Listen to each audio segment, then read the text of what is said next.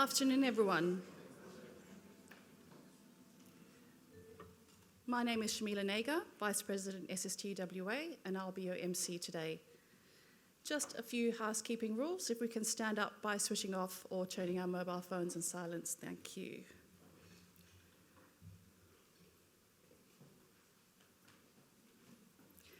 Kaya. I wish to acknowledge the traditional custodians of the land we're meeting on today, the Whadjuk people of the Noongar Nation, and pay my respects to the elders past and present, and also extend this acknowledgement to any Aboriginal and Torres Strait Islander people who are present here today. It is a privilege to be standing here in Noongar country, and important to acknowledge Aboriginal and Torres Strait Islander people as the first educators of this land. I also wish to acknowledge the many lands, waterways and seas you may be joining us from today. Thank you for joining us today for the launch of Facing the Facts, a review of public education in Western Australia. I would like to welcome Minister of Education, the Honourable Tony Butty, Shadow Minister of Education, Peter Rundle, MLA, the Honourable Meredith Hammett, MLA, the Honourable Dave Kelly, MLA, the Honourable Matthew Swinburne, MLC, the Honourable Shelley Payne, MLC, the Honourable Sandra Carr, MLC, the Honourable Ayo Makut Chuat, MLC, the Honourable Sophia Momond, MLC, Caitlin Collins, MLA, Jodie Hans, MLA, Davina Diana, MLA, Hugh Jones, MLA, Tracy Roberts, Federal MP for Pierce, Lisa Rogers, Director General, Department of Education, Panel Chair, the Honourable Dr. Carmen Lawrence AO, Panel Members, Dr. Scott Fitzgerald, Colin Pettit, Dr. Robin White, Panel Executive Officer Pam Pollard, SSTU President Matt Jarman, Senior Officers, Executive Members, Life Members, Past Presidents and staff of the SSTUWA, everyone who made submissions, and all our honoured guests who are in the room currently and who are live streaming this event, welcome. It is my pleasure to welcome Dr. Carmen Lawrence, Chair of the Review Panel. Dr. Lawrence is a former WA Premier and Treasurer, WA Minister for Education and Aboriginal Affairs, a former Federal Minister for Health and Human Services, and a Professor Emerita at the University of Western Australia. Welcome.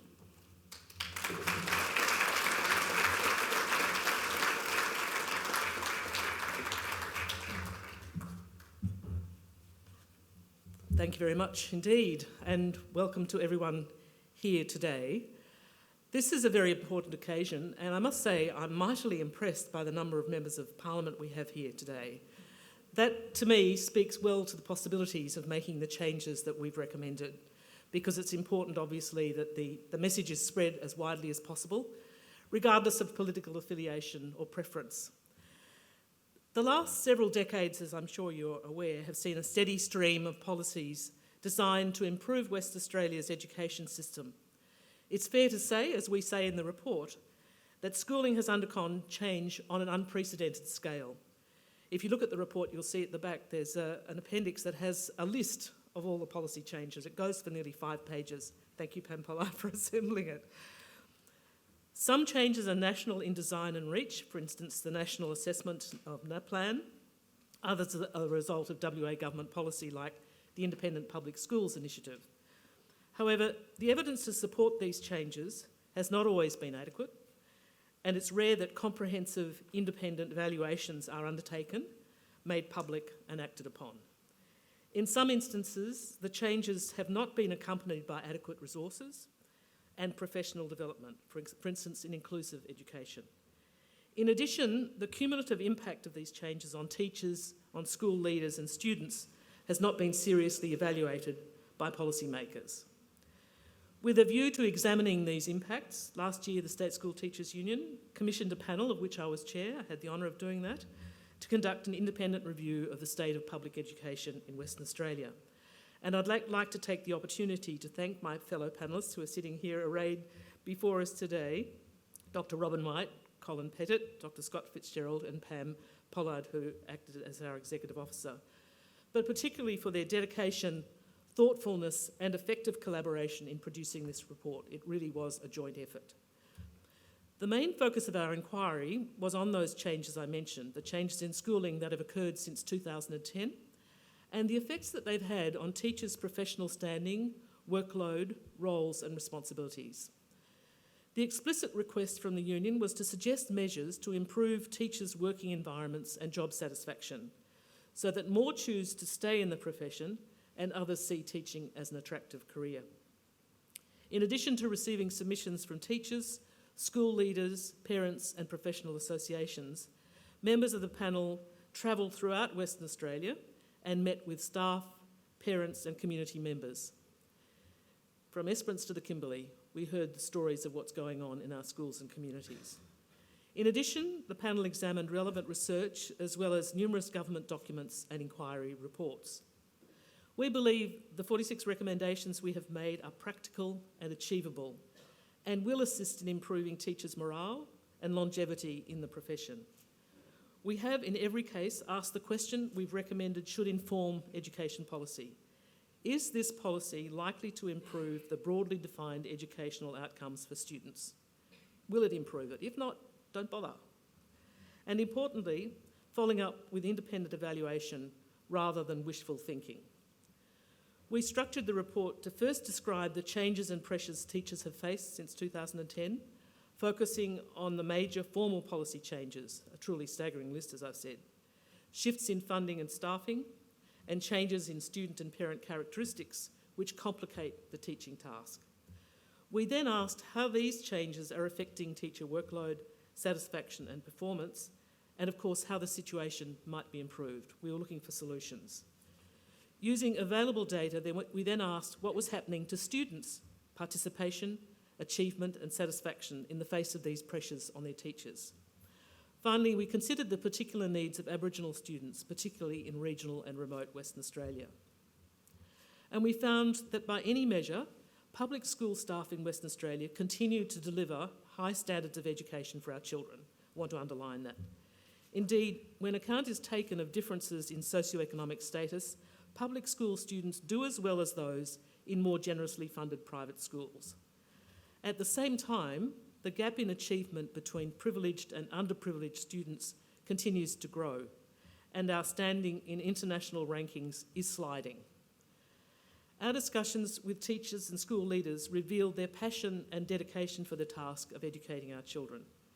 However, the significant and growing pressures they face mean that many have reached breaking point and are planning to leave the profession, exacerbating the existing and growing teacher shortage, which sees an increasing number of students who've not yet completed their training teaching in our classrooms. After reviewing the relevant literature and consulting with the education workforce in Western Australia, we found that over the last 2 decades at least, public school teachers have been subject to the twin pressures of declining real terms funding and an increasing volume and complexity of the teaching task. Public schools, especially compared to private schools, have been starved of funds and support while coping with accelerating demands on the curriculum and the challenge of educating many more disadvantaged students and students with increasingly complex needs, and we detail some of those. The cumulative impact of frequent policy changes, including the increased isolation of schools generated by the Independent Public Schools Initiative, has steadily increased both the intensity and complexity of workloads, lowered morale, increased burnout, and created an environment in which teachers feel undervalued and disrespected. Many teachers, particularly in disadvantaged schools, are paying a high personal price for staying in the profession. I take a deep breath there. While this conclusion may sound grim, the panel was encouraged by the commitment teachers showed to high-quality education and the fact that many have given careful thought to how schooling could be improved for them and their students, and that's reflected in our recommendations.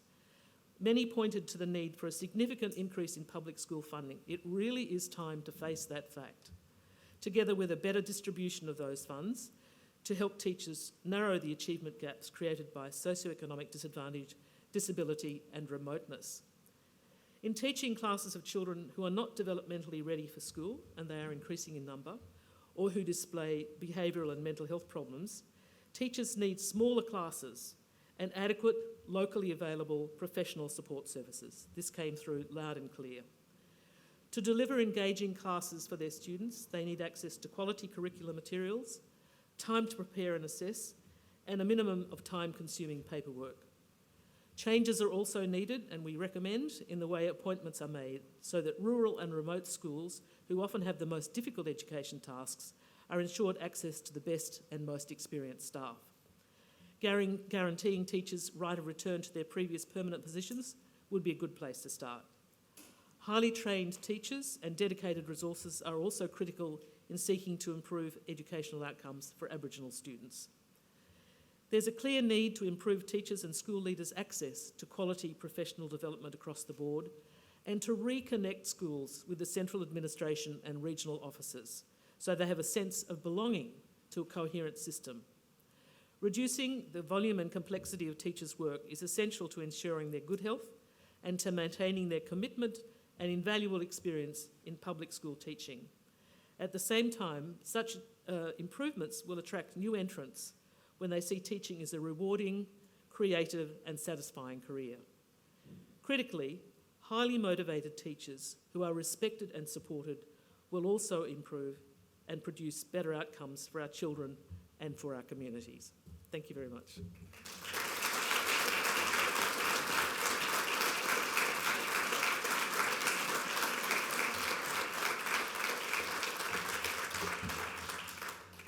I'd like to invite Matt Jarman, President, SSTUWA.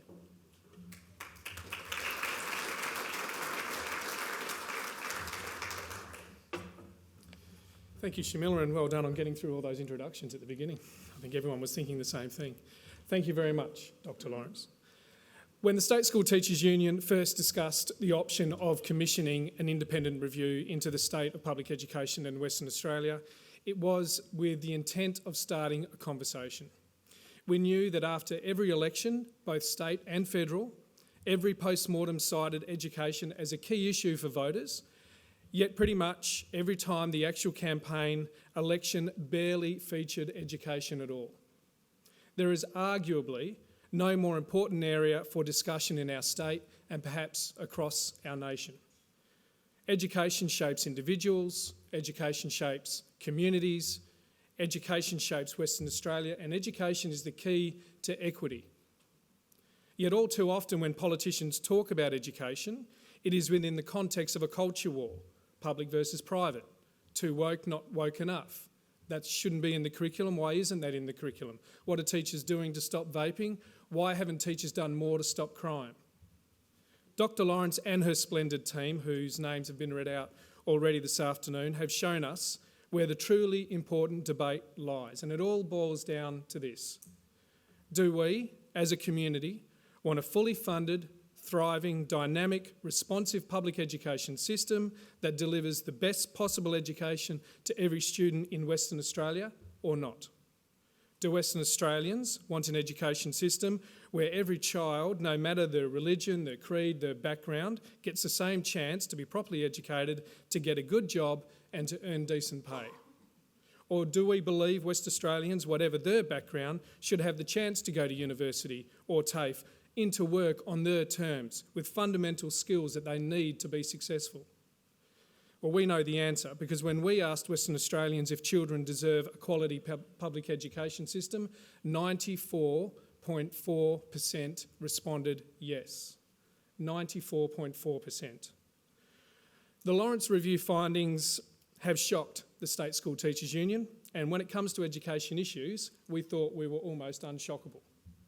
There is no escaping that we are at a pivotal point for education in this state and across perhaps the country. The direction we take now, the decisions our leaders make now, direct us where that position will take us to, and where that position is that 9.5 West Australians out of 10 have asked us. It is as simple as that. At a time of record budget surpluses, we either invest wisely and properly in the education of the generation of our students and those to come, or we don't. The Lawrence Review findings lay wide open the crisis that we are facing. Not enough teachers, not enough time in the classroom, not enough expert teachers in crucial fields, not enough support for school leaders, not enough assistance for children with learning difficulties, not enough time, not enough care and respect for teachers, and not enough funding. This is not a situation that's been created by this government. Every member of every government that has preceded them has played their part in us reaching this position. Every politician who has seen education as an arena for political point scoring, for sowing division, and an easy target for lazy attacks is at fault. And if we cannot come together across the political divide at a time of record budget surpluses and set aside party v party or state versus federal blame games to fix public education, then a reasonable question is when will we? Only two groups of people can make that happen. Every parent, every relative of the 72% of primary school aged children and 66% of secondary students who are enrolled in our public education system need to let the politicians know that enough is enough. We need our politicians to act. We need to fix education, and we need to fix it now. Many of you in this room have already made a significant contribution to this process by making submissions to the review, and we thank you for doing so. Many of you have power and influence around those political tables.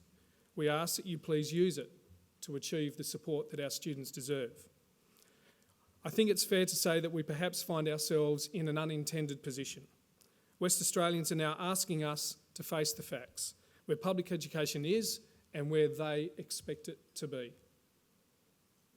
It now gives me great pleasure, on behalf of the Executive and the membership of the State School Teachers Union of Western Australia, to welcome to the stage the Minister for Education, the Honourable Dr. Tony Butty, to receive the report from Dr. Lawrence and to say a few words. Thank you.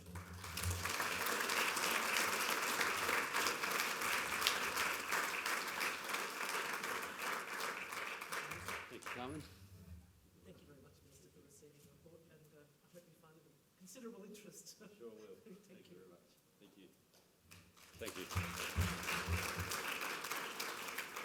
Thank you very much, Dr. Lawrence, for a copy of the final bound report, and also Matt for your comments and introduction.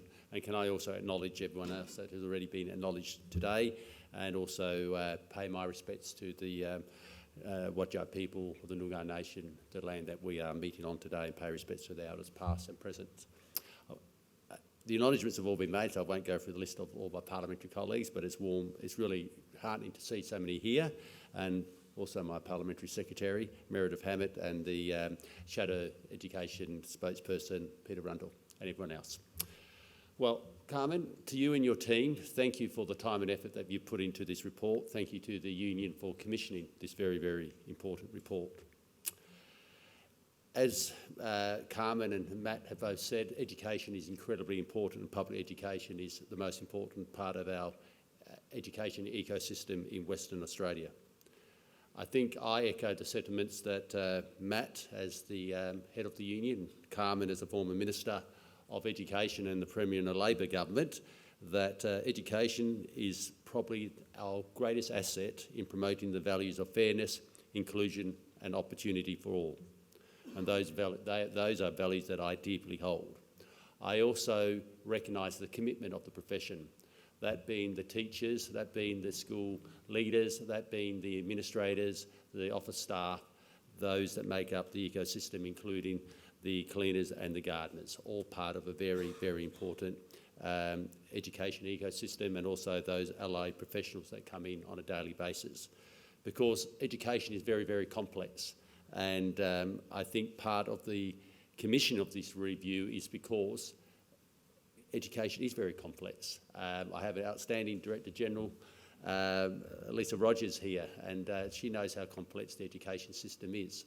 And that's why it is actually important that we do receive reports or reviews such as Facing the Facts, because it puts a particular focus on the concerns that have been galvanised in this report by the expert work of the panel. I can make this commitment that I will be.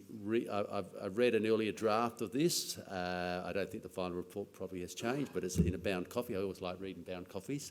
That I will look at every recommendation. My team, the department, will be looking at every recommendation, and we are committed to ensuring that we have the highest possible quality in our public education system. So every student that goes to any school in Western Australia, whether it is in Kununurra, Esperance, Albany, Bunbury, Collie, Armidale and the northern suburbs receives a great education, and that teachers and those that make up the education ecosystem are respected and duly rewarded. And I know that the union, as an industrial organisation, represents the industrial interests of its members and advocates for high quality public education for the students and families that it serves.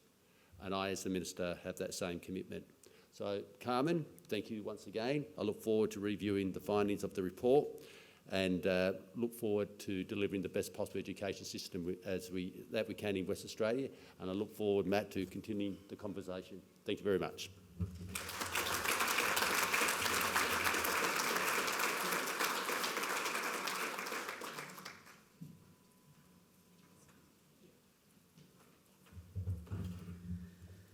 Thank you, Dr. Lawrence, Matt and Minister Butty. I invite Minister Rundle and the panel chair to exit with the President, and the rest of you will just have to remain seated just for a minute.